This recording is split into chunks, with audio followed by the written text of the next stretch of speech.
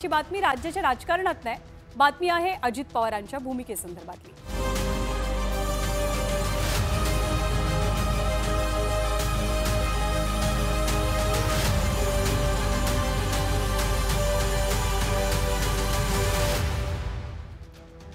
अजित पवारांचं नेमकं काय सुरू आहे हा प्रश्न उपस्थित होण्याचं कारण म्हणजे अजित पवारांच्या सध्याच्या भूमिका।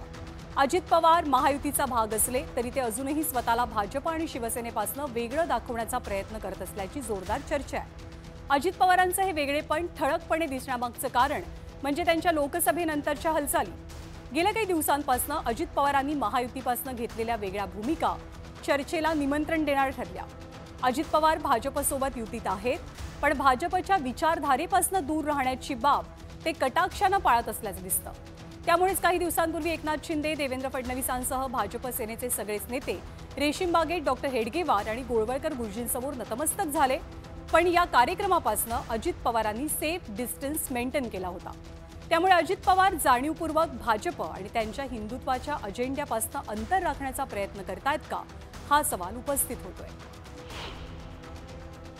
त्यांना कुठेतरी आपल्या सेक्युलर मतांची भीती आहे की जर समजा आपण भाजपच्या मुख्यालयात गेलो संघाच्या आणि तिथे अभिवादन केलं, त्याचे फोटो छापून आले तर सेक्युलर मतं आपल्याला मिळतील का, मुस्लिम मतं आपल्याला मिळतील का, ही भीती कुठेतरी त्यांच्या मनात आहे। जे अजित पवारांना राष्ट्रवादीचे नेते म्हणून ओळखतात, जे राष्ट्रवादीला भाजप विरोधी लोक जे मतदान करत होते ते लोक त्याच्यामुळे मतदान करतील की नाही ही कुठेतरी त्यांच्या मनात भीती आहे। आणि त्यामुळे अजित पवार देवेंद्र फडणवीसांच्या जवळ आहेत, भाजपच्या जवळ आहेत, पण संघाच्या जवळ नाही।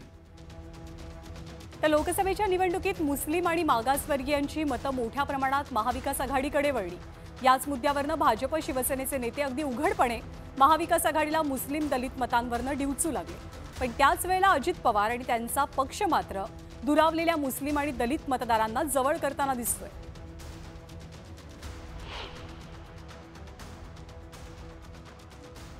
जिथे जिथे त्यांची शक्ती आहे तिथे त्यांची शक्ती आणि आपला पाठिंबा त्यांना देऊन त्यांना आपण आणलं पाहिजे। ते धर्म वगैरे काय डोक्यात घेता कामा नाही, ते आमच्या बरोबर आहेत ना, मग आम्ही सुद्धा त्यांच्या बरोबर आहोत हा विश्वास त्यांना दिला पाहिजे। मातंग समाजाच्या करता आपण आरटी ही संस्था निर्माण केली आणि त्याच्यातनं त्या मुलांना मुलींना आपण मदत करतोय, त्याच्यातनं त्या समाजाला वर पुढे आणण्याचा प्रयत्न करतोय।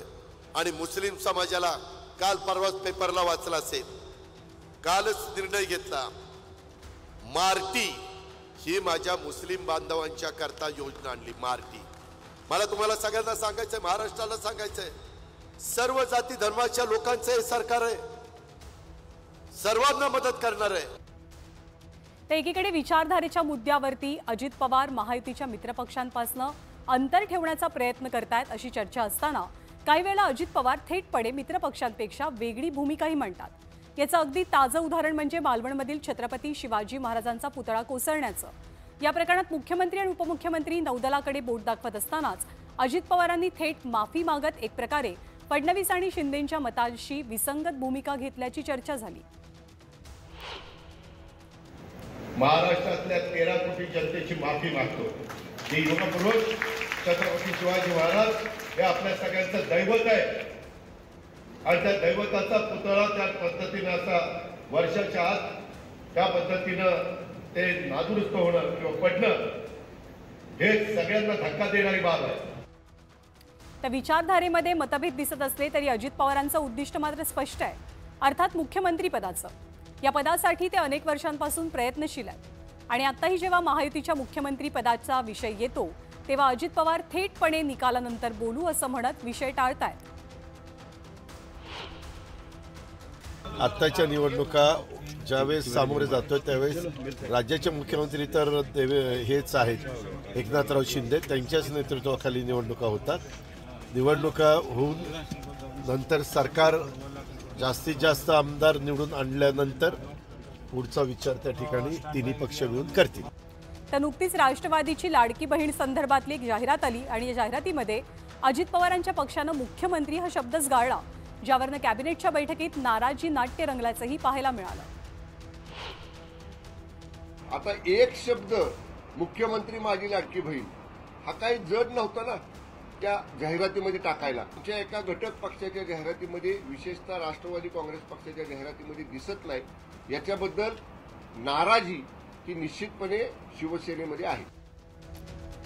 त्यामुळे मित्रपक्षांसोबत राहूनही वेगळी भूमिका घेणं आणि सरकारी योजनेच्या प्रचारात थेट मुख्यमंत्र्यांचं नाव टाळणं, यावरनं अजित पवार स्वतःला मुख्यमंत्री पदासाठी प्रमोट करतायत का, असा सवाल उपस्थित झालाय. आणि एकनाथ शिंदे आणि देवेंद्र फडणवीसांविषयी ज्या काही बातम्या येतात त्या आपण ऐकतो बघतो, त्या सिच्युएशनमध्ये, त्या परिस्थितीमध्ये अजित पवारांसोबत देवेंद्र फडणवीसांना कधीही सोयीचं वाटू शकतं, असाही एक चर्चेचा सूर आहे. त्यामुळे अजित पवार अजूनही टिकून आहेत. पण जर जागा वाटपाच्या वेळी मनासारख्या जागा मिळाल्या नाहीत तर कदाचित स्ट्रॅटेजी म्हणून देखील अजित पवारांना वेगळं लढवलं जाईल आणि उद्धव ठाकरे एकनाथ शिंदेची शिवसेना आणि देवेंद्र फडणवीसांचा भाजप हे दोन्ही पक्ष एकत्र लढतील आणि अजित पवार स्वतंत्र लढले तर आश्चर्य वाटायचं कारण नाही. तर लोकसभेतल्या पराभवानंतर त्याचं खापर बऱ्याच अंशी अजित पवारांवर फोडण्याचे प्रयत्न झाले. राष्ट्रीय स्वयंसेवक संघ असो किंवा भाजपचे कार्यकर्ते यांच्याकडनं वारंवार अजित पवारांना लक्ष्य केलं गेलं. शिंदेंच्या शिवसेनेनं सुद्धा अजित पवारांना पराभवाचे धनी बनवायला सुरुवात केली. पण आता अजित पवार जनसन्मान यात्रेच्या माध्यमातून राज्यभरात पक्षाची पाळंमुळं मजबूत करतात, आपलं वेगळेपणही अधोरेखित करतात. महायुतीचे तीनही नेते आणि त्यांचे पक्ष मुख्यमंत्री पदासाठी आग्रही असताना जनता आता कुणाच्या गळ्यात माळ घालते हे पाहणं इंटरेस्टिंग.